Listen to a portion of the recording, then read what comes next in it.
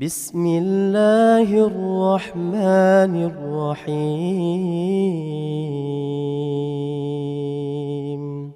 بسم الله الرحمن الرحيم. Assalamualaikum warahmatullahi wabarakatuh. Alhamdulillah hamdan katsira tayyiban mubarakan fih, mubarakan alaih, kama yuhibbu rabbuna wa yarda.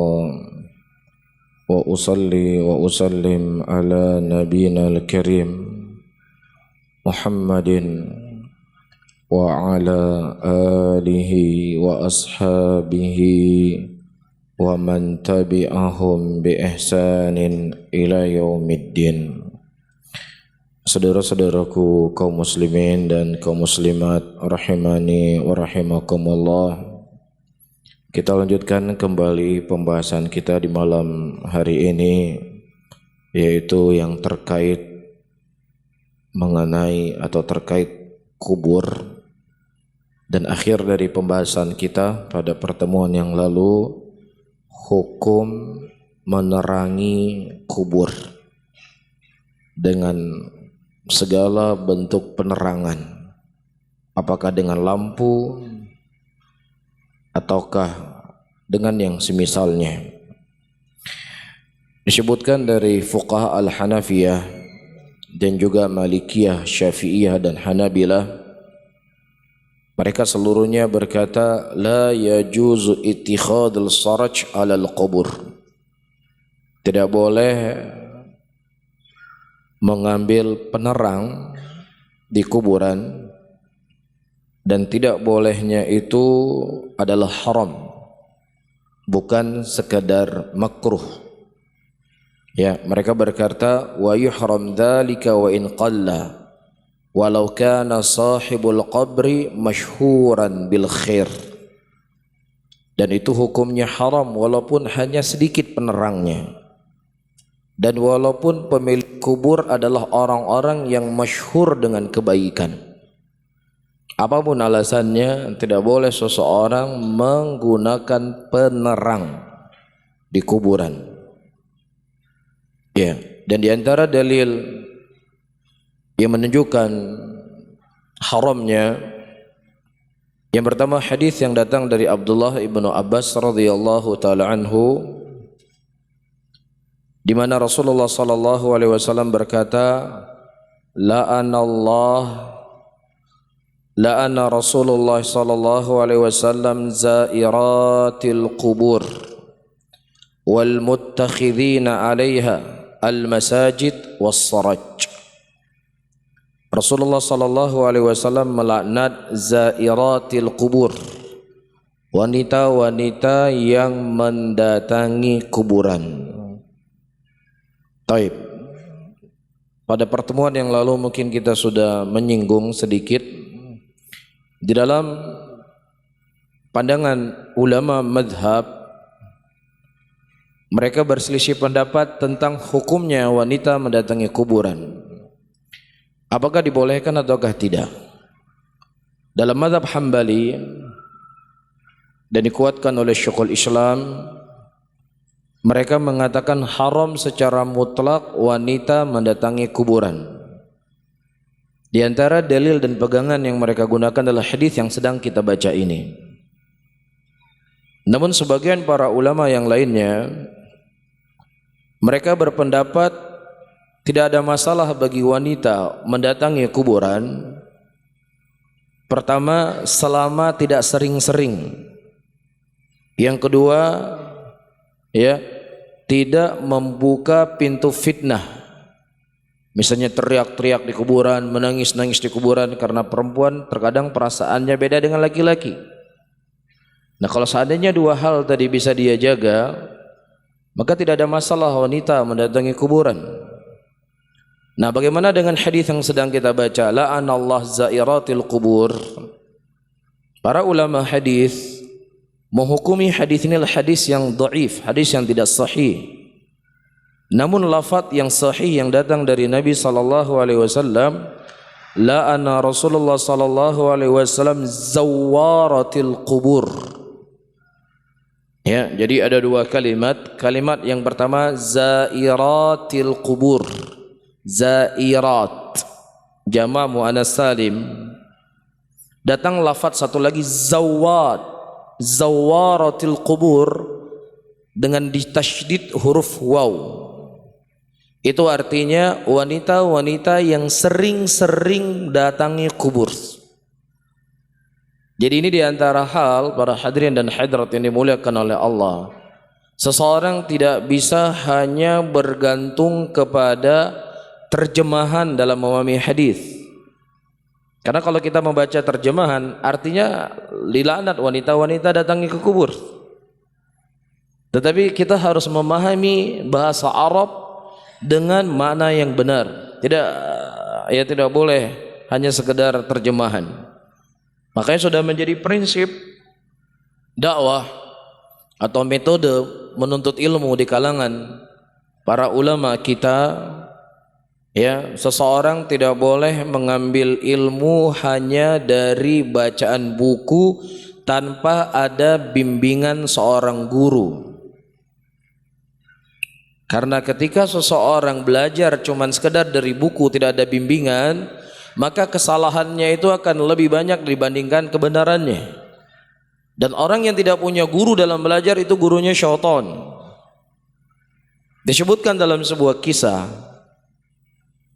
ya, seseorang memahami dan datang sebuah hadis. Dalam hadis disebut oleh Rasulullah, habbatus sauda da likulli dawa. Habbatus sauda atau dawa likulli da. Habbatus sauda adalah obat dari segala penyakit. Itu lafaz hadisnya, habbatus sauda. Ya, nah kebetulan kitab yang dia baca itu lafadznya hayyatus sauda. Ditambah satu titik yang tadinya huruf ba berubah menjadi huruf ya. Jadinya apa? Hayyatus sauda. Apa artinya hayyatus sauda? Ular hitam. Ular hitam itu adalah obat segala penyakit. Padahal lafaz hadisnya habbatus sauda, salah satu titik. Beda satu titik, bahasa Arab itu akan memiliki makna yang larinya sangat jauh. Akhirnya dia mengkampanyekan orang kemana-mana, ya, makan ular hitam. Ini obat segala penyakit. Antum lihat, satu titik itu bisa membuat kesalahan yang sangat fatal. Namun ketika dia belajar bersama seorang guru, guru akan membimbingnya. Oh, hadis ini yang benar adalah habbatus sauda. Adapun dalam kitab ini kemungkinan ada kesalahan cetak. Jelas ya? Juga disebutkan dalam kisah yang lainnya, kisah yang masyhur di kalangan para ulama. Datang sebuah hadis dari Nabi sallallahu alaihi wasallam, ketika seseorang berjalan menuju ke tempat salat, Rasulullah mengatakan alaikum bisakinah wal wiqar. Hendaknya dia pergi dalam keadaan tenang. Nah, kebetulan kitab yang dibaca alaikum bisikin. Setiap dia pergi ke masjid dia bawa pisau. Kemudian orang bertanya, kenapa kamu setiap pergi ke masjid bawa pisau? Ini sunnah Rasulullah. Sunnah Rasulullah kalau ke masjid bawa pisau. Dari mana sunnah? Dia sampaikan hadis. Kalau seandainya engkau pergi ke masjid, alaikum bisikin. Padahal lafaz yang benar apa? Alaikum bisakinah. Sikin pisau, sakinah ketenangan. Jadi maksudnya seseorang ketika dia berjalan menuju salat jangan dia lari-lari. Dia jalan dengan tenang. Ini kan sangat jauh sekali berbeda. Ya, makanya tidak boleh seseorang, saya tegaskan kembali, untuk belajar tanpa adanya guru. Nah, begitu juga hadis yang sedang kita bahas. Datang lafaz dengan zairat, datang lafaz dengan zawarat. Kalau zairat wanita-wanita yang datang ke kuburan, kalau zawarat wanita-wanita yang sering-sering ke kuburan. Di lafaz yang sahih dari Nabi sallallahu alaihi wasallam, la'ana Rasulullah sallallahu alaihi wasallam zawaratil qubur. Rasulullah melaknat wanita-wanita yang sering-sering pergi ke kuburan. Tapi kalau dia pergi terkadang tidak ada masalah. Di antara dalil yang menguatkan Suatu hari Aisyah radhiyallahu taala anha, beliau tidak mendapatkan Rasulullah sallallahu alaihi wasallam di tempat tidurnya. Kemudian dicarilah oleh Aisyah radhiyallahu taala anha, dan kemudian Aisyah mendapatkan Rasulullah sedang berada di Baqi, perkuburan Baqi. Ya. Nah, kalau seandainya mendatangi kuburan bagi perempuan terlarang secara mutlak, maka Aisyah radhiyallahu taala anha tidak akan mendatangi, tidak akan mendekati kuburan. Atau kalau seandainya Aisyah belum mendengar ada larangan dari Nabi Muhammad sallallahu alaihi wasallam, pasti Nabi akan mengingkari apa yang dibuat oleh Aisyah. Tapi dia ternukilkan dari Nabi sallallahu alaihi wasallam mengingkari apa yang dilakukan oleh Aisyah radhiyallahu taala anha. Dan dalil yang kedua sebagai penguat, ketika meninggal Abdurrahman bin Abi Bakar, saudara Aisyah radhiyallahu taala anha, Aisyah mendatangi kuburannya. Ini menunjukkan tidak ada masalah wanita mendatangi kuburan terkadang-kadang dan bisa aman dari fitnah, tidak teriak-teriak, tidak menjerit-jerit histeris di kuburan. Tapi kalau dia tidak bisa menahan dirinya, takut histeris di kuburan, maka dia jauhi untuk mendatangi kubur tersebut. Namun secara hukum asal, boleh atau tidak boleh? Dibolehkan. Jelas ya? Taib. Kemudian yang menjadi fokus kita malam ini adalah ucapan Nabi sallallahu alaihi wasallam setelahnya. Wal muttakhidhi 'alaiha al-masajid was-saraj. Rasulullah juga melaknat orang-orang yang menjadikan kuburan itu sebagai masjid-masjid. Jadi ini akan ada pembahasannya tersendiri setelah pembahasan as-saraj. Dan juga Rasulullah melaknat orang yang mengambil penerang di kuburan. Ya, taib. Kemudian kata Syekh, wa la'nun Nabi sallallahu alaihi wasallam min fi'li dzalik dalilun ala anna dzalika al-fil kabirah min al-kaba'ir adz-dzunub. Dan laknat Nabi sallallahu alaihi wasallam, siapa yang melakukan perbuatan tersebut, menunjukkan itu merupakan dosa dari dosa-dosa besar. Jadi bukan dosa kecil, ini dosa besar. Dan demikian yang disebutkan oleh para ulama usul ketika kita mendapatkan dalam nas Al-Quran dan Sunnah yang bentuknya laknat atau bentuknya ancaman dengan neraka atau dijauhi dari rahmat dan yang semisalnya, maka menunjukkan perbuatan tersebut adalah perbuatan yang haram. Taib. Kemudian yang kedua, dalil yang kedua, anna fi israjil maqabir ta'ziman laha bal ifrat fi ta'zim. Ya, mengambil penerang di kuburan ini adalah sebagai bentuk pengagungan kepada kubur. Ya, tidak akan mungkin kuburan orang biasa meninggal dipasang lampu. Pasti orang-orang akan memasang lampu di kuburan yang memang orang itu adalah orang yang memiliki kedudukan. Ada sesuatu yang dia inginkan. Dan ini adalah jalan ya pengagungan kepada kubur dan menyerupai yushbihu ta'zimul asnam. Ini menyerupai dari perbuatan orang-orang musyrikin ketika mereka mengagungkan berhala-berhala mereka. Ya, di patung-patung atau berhala-berhala orang-orang musyrikin, orang-orang Hindu, orang Buddha, pasti ada penerang-penerangnya. Dipakai wangian di situ, ditaruh bunga-bunga dan lain sebagainya. Iya, nah ini dikhawatirkan menyerupai mereka. Dan para hadirin dan hadirat perlu kita fahami ya. Ketika kita katakan menyerupai, bukan berarti ketika sesuatu itu menyerupai sesuatu yang lain mengambil hukum secara mutlak, tidak mesti. Jadi kalau kita katakan menyerupai orang-orang kafir, berarti dia kafir, tidak, enggak mesti. Ya, menyerupai itu tidak mesti dia harus kafir seperti orang kafir. Tapi menyerupai perbuatannya dan orangnya belum tentu dikatakan kafir. Ya, misalnya ada orang berkata, si fulan mukanya mirip seperti Donald Trump misalnya, mirip. Apakah berarti kita katakan dia kafir seperti kafirnya dia? Kan enggak. Menyerupai. Tetapi ini adalah sesuatu yang terlarang. Karena kita tidak boleh menyerupai orang-orang kafir. Ya, dilarang oleh Nabi SAW, walaupun kami niatnya beda, enggak sama dengan niat mereka. Walaupun niatnya berbeda, tetapi sama dari sisi zahir, ini terlarang dalam agama. Dan kita sudah pernah menyampaikan hadis dan kita ulang kembali sebagai pengingat. Pada waktu itu datang beberapa sahabat Rasulullah sallallahu alaihi wasallam menjumpai Nabi dan mereka meminta izin kepada Nabi untuk menyembelih di sebuah tempat yang bernama Buhainah. Dan Rasulullah bertanya, apakah di situ ada orang-orang musyrikin menyembelih? Apakah di situ ada orang-orang musyrikin memperingati hari-hari besar mereka? Kalau seandainya ada, maka nggak boleh kamu menyembelih di situ. Tapi kalau seandainya tidak ada, silakan. Perhatikan baik-baik.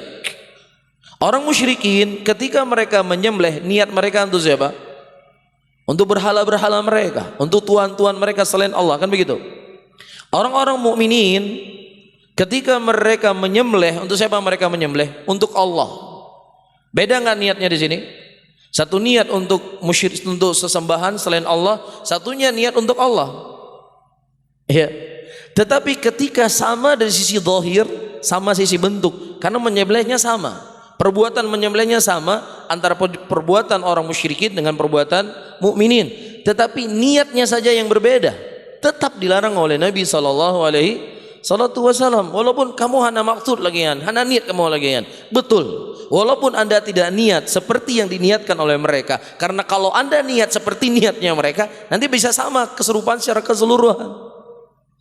Ya, karena kamu tidak niatlah, tetapi ketika sama dari sisi zahir dilarang oleh Nabi. Rasulullah nggak boleh melarang sahabat untuk menyembelih di Buhainah, padahal niatnya berbeda. Bisa difahami ya sisi pendalilannya? Baik. Kemudian walidzalika qaranahu fil hadits mutaqaddam bil mutakhidin al masajid ala al qubur li anna fi kull minhuma ta'dhiman lil qubur. Karena Rasulullah di sini menggandengkan dua hal. Pertama menjadikan masjid, yang kedua menggunakan penerang.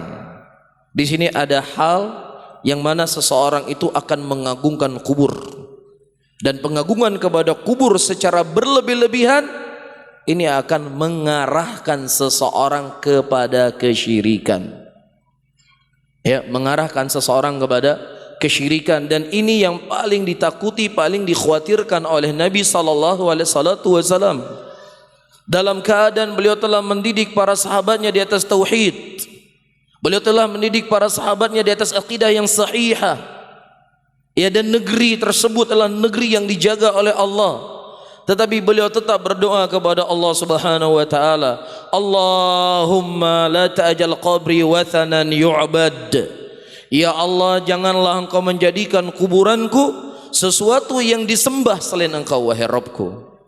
Pada beliau meninggal di kota Mekah, di kota Madinah, telah dididik orang-orang di atas tauhid.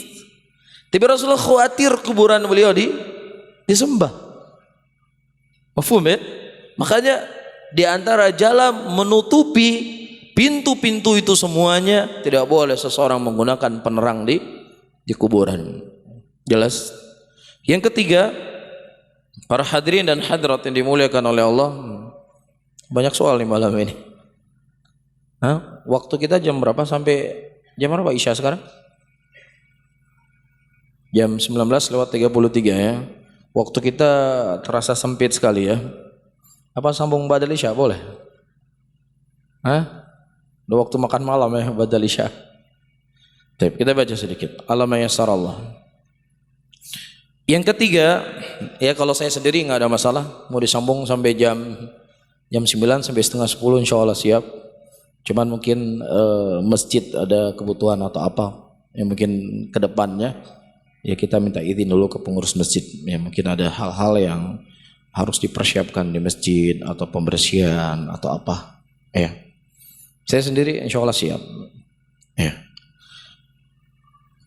Yang ketiga, anna fi israjil qubur tashbihan bil majus alladzina ya'buduna an-nar fayuhramu dzalika man'an litashabbuh bihim. Dan yang ketiga, sudah menjadi ciri khas orang-orang Majusi, mereka itu menyembah api. Ya, sehingga diharamkan itu supaya kita tidak menyerupai mereka. Ya padahal kita Masya Allah ya, orang-orang Aceh biasanya paling takut dia taruh api di depannya, takut nanti menyembah api, kan gitu. Waktu saya kecil-kecil saya ingat sekali, pokoknya kalau api jangan taruh di depan, nanti jangan-jangan kita nyembah api nanti. Saya ingat waktu saya kecil ya. Nah apalagi diletakkan di kuburan ya penerang-penerang dan lain sebagainya, ini dikhawatirkan akan mengarah kepada perbuatan tersebut. Dan yang keempat kata Syekh, ya, anna fi hadzal fil idha'atul lil mal min ghairi faidah. Selanjutnya itu dikhawatirkan akan menyia-nyiakan uang tanpa ada faidah, tanpa ada manfaat. Ini tidak dibolehkan. Man peng-penglung, betul uang Anda, tetapi uang Anda itu akan dimintai pertanggungjawaban oleh Allah nanti di yaumul qiyamah. Itu masalahnya. Makanya para ulama di sana melarang, dalam sebuah hadis dilarang untuk kita membeli buah di pohon yang belum matang, yang kemudian kita petik buah tersebut kemudian kita buang-buang, itu tidak boleh. Makanya buah itu dibeli harus dalam keadaan matang. Atau dia boleh beli buah yang tidak matang tetapi dia manfaatkan. Tapi kalau saja dibuang seperti itu tidak dibolehkan. Dan kita sering membawa kisah ketika Rasulullah dihadiahkan beberapa butir kurma pada waktu itu, beliau menangis. Beliau menangis. Dan beliau berkata, wallahi la yas'alannakum yaumal qiyamah, demi Allah, Allah akan bertanya kepada kita apa yang kita nikmati hari ini. Padahal Rasulullah menikmati sesuatu yang halal, digunakan untuk ibadah kepada Allah, tapi boleh khawatir akan ditanya oleh Allah. Nah, apalagi sesuatu kenikmatan yang diberikan oleh Allah kita tidak gunakan untuk ketaatan kepada Allah, maka tentunya akan lebih berat nanti tanggung jawab di hadapan Allah Subhanahu wa taala. Baik, saya jawab beberapa soal sebatas kemampuan yang saya ketahui. Baik. Ustadz, di tempat saya mengajar anak-anak akan memperingati Maulid Nabi. Bagaimana saya menyikapi dan harus menghadapi hal tersebut? Dijawab nggak kira-kira? Para hadirin dan hadirat, saya sudah menduga ya soal-soal ini pasti akan ditanya. Iya, karena memang akan ditanya. Jadi ada sedikit persiapan yang saya persiapkan. Pertama, mungkin kita perlu membahas ya, siapa yang pertama kali membuat Maulid Nabi. Kan begitu? Al-Imam San'ani rahimahullah,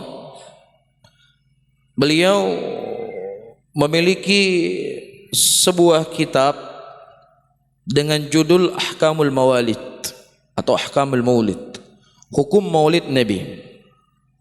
Beliau mengatakan di dalam kitab beliau, ajma'u annal mukhtara laha Sultan al-Mudaffir Abu Sa'id Kawkabari Ibnu Zainuddin Ali Ibnu Baktikin Sahibul Irbil, ya, wa Amir Jami' Mudaffiri bisafhin Qais Qasyun wa huwa fi mi'ah sabi'ah walam yadhkur taib.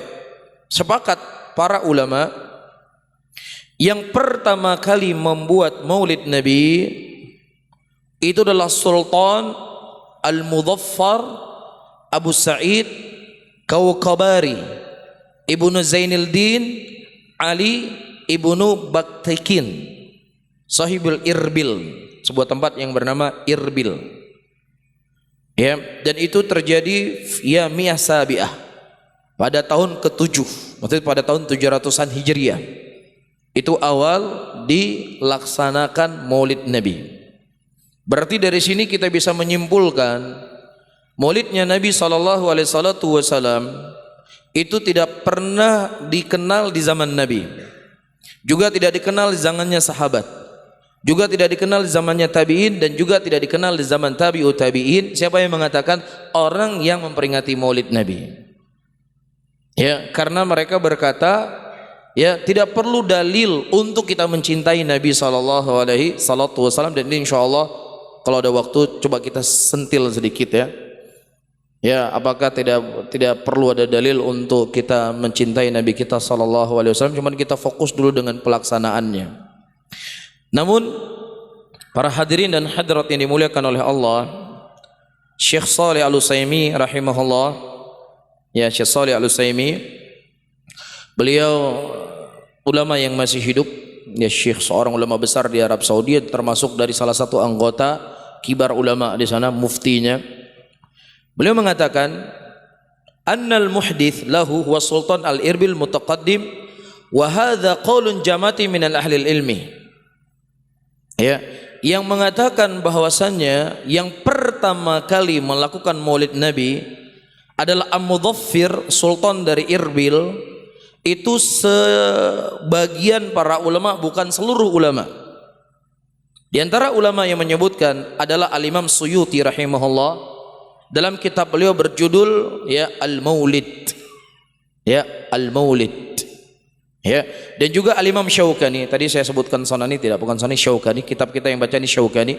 Dan Al-Imam Syaukani menyebutkan di dalam kitab beliau ini adalah Al-Mudhaffir tadi. Ya. Namun dari fakta sejarah dan pendapat yang sahih kata beliau hafizahullah, yang pertama kali membuat acara Maulid Nabi Al-Ubaidiyun, sebuah sekte, sebuah kelompok yang bernama Al-Ubaidiyun, yaitu para pemimpin yang ketika itu mereka menguasai Mesir. Alladzina yusammuna ghalatan bil Fatimiyin. Ya, atau terkadang mereka dikenal dengan kelompok Fatimiyin, satu kelompok sekte bernama Fatimiyin, yaitu pengagungan Fatimah. Tetapi kelompok ini yang benar adalah kelompok Al-Ubaidiyun. Kelompok apa? Al-Ubaidiyun. Wa qad dzakara hadza jama'atun min ahli ilmi, dan di antara ulama yang menyebutkan yang pertama kali mencetus Maulid Nabi adalah kelompok Al-Ubaidiyun atau dikenal dengan Fatimiyun, ya, adalah Al-Maghrizi dalam kitab beliau Al-Khutat, dan juga disebutkan oleh Qalqanshandi dalam kitab Subil A'sya. Dan Syekh mengatakan pendapat yang sahih dari pendapat para ulama bahwasanya Maulid Nabi pertama kali dicetus oleh Al-Ubaidiyun yang berasal dari Mesir.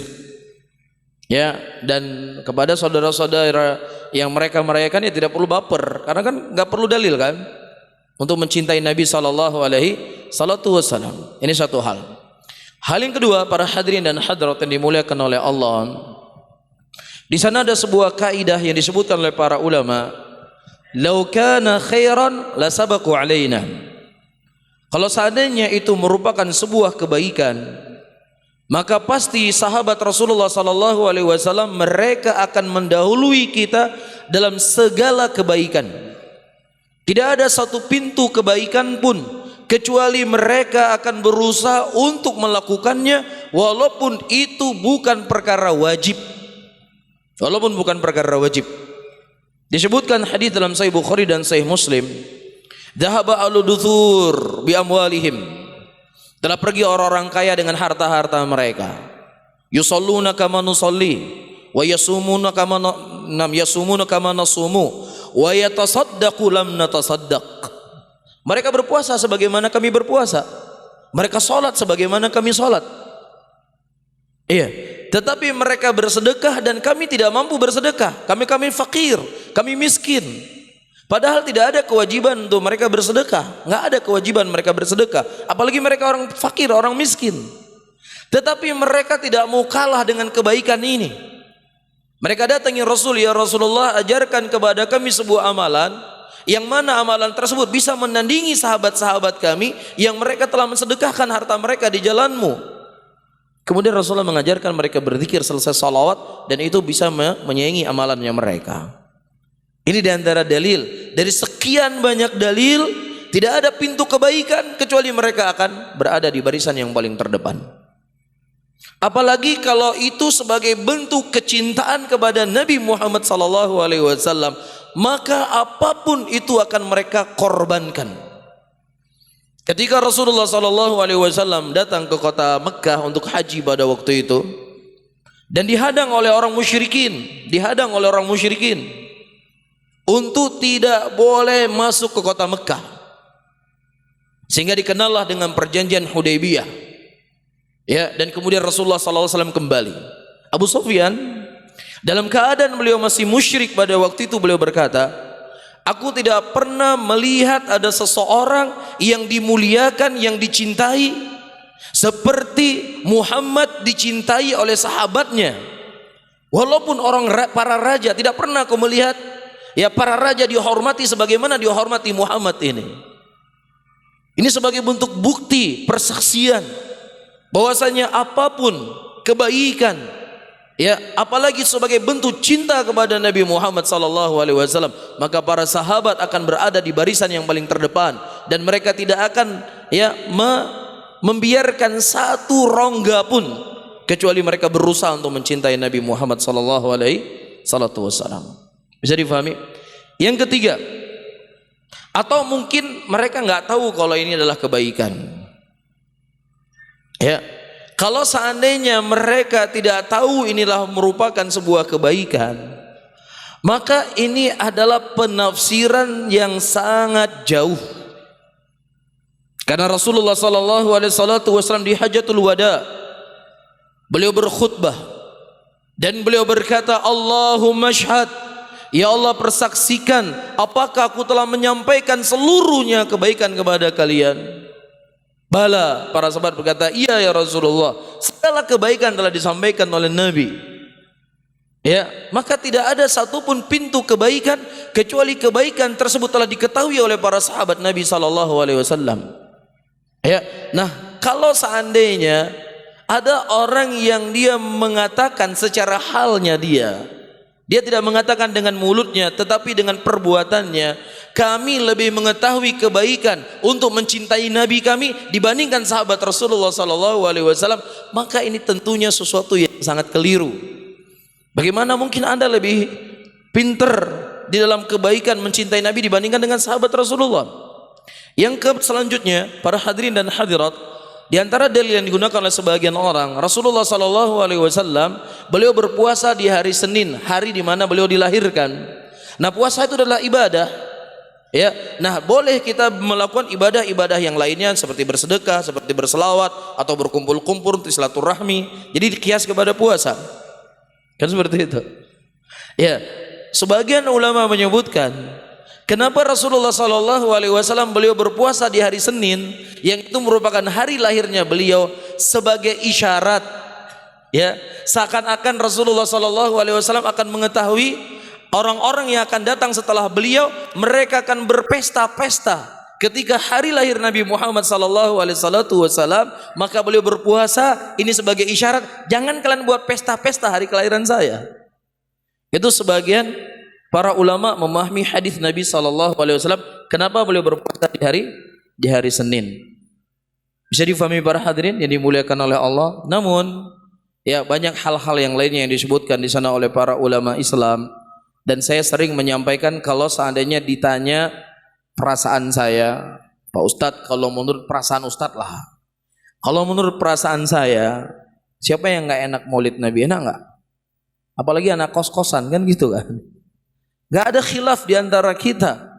Ya, ini merupakan sesuatu yang sangat membahagiakan. Cuman masalahnya agama itu kan bukan senang-senangan, tapi agama itu adalah mengikuti apa yang datang dalil dari Al-Quran dan dalil dari sunnatin Nabi sallallahu alaihi wasallam. Tapi yang terakhir, para hadirin dan hadirat, di dalam kita mencintai Nabi sallallahu alaihi wasallam kita tidak perlu dalil. Perlu diketahui bahwasanya cinta merupakan asal daripada segala kebaikan dan juga cinta asal daripada segala kejelekan. Ketika cinta itu diletakkan pada tempat yang baik, maka dia merupakan ibadah yang sangat mulia. Namun ketika cinta itu diletakkan pada tempat yang salah, maka ini merupakan kehancuran pada diri seseorang. Allah Subhanahu wa taala menyebutkan di dalam ayat Al-Qur'anul Karim, ya ayyuhalladzina amanu inna min azwajikum wa auladikum aduwan lakum fahdharuh. Hai orang-orang yang beriman, sesungguhnya istri-istri kalian dan anak-anak kalian adalah musuh bagi kalian. Hati-hati kamu dari mereka. Ini merupakan kecintaan seorang suami kepada istri dan anaknya, tetapi kecintaan yang salah yang itu membuat istri dan anaknya adalah musuh baginya. Bisa difahami? Tetapi ketika cinta itu adalah cinta yang benar, cinta dia kepada istrinya dengan cinta yang benar, cinta dia kepada anaknya dengan cinta yang benar, maka sama-sama dia akan mengajak istri dan anaknya masuk ke dalam surganya Allah. Tetapi ketika cintanya yang salah itu dianggap musuh oleh Allah Subhanahu wa taala. Jelas? Dan kedua, para hadirin, sebab terjadinya kesesatan di kalangan orang-orang Yahudi Dan juga di kalangan orang-orang Nasara ketika mereka salah dalam meletakkan cinta dan ketika mereka salah dalam meletakkan kebencian. Saking cintanya mereka kepada Nabi Isa, saking mereka cinta kepada Nabi Isa, mereka mengangkat kedudukan Nabi Isa seperti kedudukan Tuhan. Isa itu sebagai Tuhan. Kalau kita tanya kepada orang Nasara, wahai orang Nasrani, ya, kenapa kalian menjadikan Nabi Isa sebagai Tuhan kalian? Mereka mengatakan ini sebagai bentuk cinta kami kepada Nabi Isa alaihissalatu wassalam. Fatal enggak? Cinta yang salah, cinta yang tidak berdalil, cinta yang keliru, ini kita khawatirkan akan menjerumuskan seseorang ke dalam kekufuran. Dan saya tidak mengatakan orang-orang yang mencintai Rasulullah dengan membuat maulid itu kafir. Tidak, saya nggak pernah mengatakan demikian. Yang saya sedang membahas sekarang, ketika cinta yang salah, ketika cinta yang tidak dibangun di atas dalil, maka itu akan memberikan apa? Kerusakan. Bisa difahami? Nah begitu juga orang-orang Nasara, orang-orang Yahudi, karena kebenciannya sangat berlebih-lebihan, dia menganggap bahwasanya Isa itu sebagai anaknya pelacur. Benci yang salah. Makanya dikenal dalam bahasa agama hubbun fillah wa bughd fillah. Cinta karena Allah dan benci karena Allah. Karena ketika seseorang cinta dan benci bukan karena Allah, maka itu akan terjadi jalan-jalan kejelekan. Oleh karena itu Allah katakan dalam ayatnya, "Qul in kuntum tuhibbunallah fattabi'uni yuhibbukumullah." Katakanlah wahai Muhammad, kalau seandainya mereka itu mencintaiku, kata Allah, maka ikutilah jalanku, ikuti jalan Rasulullah. Berarti Allah telah memberikan koridor cara kita mencintai Allah dengan mengikuti apa? Sunnah Nabi SAW. Dengannya Allah akan mencintai kita. Ya, dan bagaimana cara kita mencontohi cinta Nabi? Yaitu bagaimana para sahabat mencintai Nabi Muhammad SAW. Itulah cinta yang benar. Namun kalau seandainya cinta yang tidak disertai ya dengan cara yang benar, kita takutkan seperti ucapan seorang penyair Arab, semua orang mengaku sebagai kasihnya Laila, tapi Laila tidak mengenal orang yang mengaku sebagai kekasihnya. Aku cinta sekali sama Laila. Setiap aku melihat dinding-dinding kota ini, terseakan-akan tergambarkan kepadaku kecantikan wajah Laila. Kan gila cintanya kan? Mabuk cinta, ini bukan lagi cinta, sudah mabuk cinta. Tapi ternyata Laila nggak kenal sama orang yang mengaku cinta kepadanya. Jadi para hadirin, kesimpulannya apa? Cinta yang benar adalah cinta yang harus disertai dengan dalil ya dari Al-Quran dan Sunnatin Nabi SAW. Dan bukan berarti kita cuma sekedar menyampaikan. Kita bukan siapa-siapa. Kalau seandainya ada saudara kita muslimin melakukannya, ya kita bukan siapa-siapa. Wa ma ana ilal balagh. Tidaklah kita kecuali hanya sekedar menyampaikan. Dan satu lagi, kemudian saya tutup pengajian di malam hari ini. Para hadirin dan hadirat yang dimuliakan oleh Allah, kalau seandainya kita ingin mencari pendapat para ulama, pasti akan ada pendapat para ulama, apapun ada pendapatnya. Saya sudah sering menyampaikan nikah mut'ah yang dilakukan oleh Syiah Rafidhah, itu ada ulama yang berpendapat demikian. Di antaranya Ibnu Abbas radhiyallahu taala anhu. Dan juga ada di antara ulama yang mengatakan minuman keras itu halal. Yang haram itu hanya sekedar minuman keras yang terbuat dari anggur. Tapi kalau minuman keras yang tidak terbuat dari anggur tidak ada masalah, halal. Ada sebagian ulama mengatakan riba itu hanya haram di riba nasi'ah. Tapi kalau riba fadl nggak ada masalah. Ya, antum pinjam uang 100.000, dikembalikan 120.000 nggak ada masalah. Karena itu termasuk dari ribaul fadl. Yang haram itu riba nasi'ah. Ada ulama berpendapat demikian. Tetapi tentunya segala pendapat, siapapun dari pendapat seseorang, itu harus diikat dengan dalil dari Al-Quran dan sunnatin Nabi SAW. Pendapat pendapat Abu Bakar dan Umar itu telah ditolak oleh Abdullah bin Abbas ketika bertentangan dengan sesuatu yang datang dari Nabi Muhammad SAW. Adapun ulama ketika mereka berijtihad, kalau memang mereka bersungguh-sungguh dengan ijtihadnya, insya Allah mereka mendapatkan 2 pahala kalau benar, dan kalau seandainya salah mereka mendapatkan 1 pahala. Taib. Wallahu ta'ala alam. Besok mungkin ini yang bisa saya sampaikan di malam hari ini, dan insya Allah selanjutnya kita sambung pada pertemuan yang akan datang. Dan saya mungkin mohon maaf ya, untuk 2 minggu akan datang mungkin saya cuti sebentar ya, mungkin nanti diganti oleh Ustadz Imam atau yang lainnya insya Allah. Taib. Dan sebenarnya buat saya sendiri hati saya paling dalam, itu paling berat meninggalkan kajian di masjid yang kita cintai ini. Namun saddidu wa qarribu. Wallahu taala alam bisawab. Saya akhiri, Allahumma salli ala Muhammadin wa ala alihi wa ashabihi wa man tabi'ahum bi ihsanin ila yaumiddin. Wassalamualaikum warahmatullahi wabarakatuh.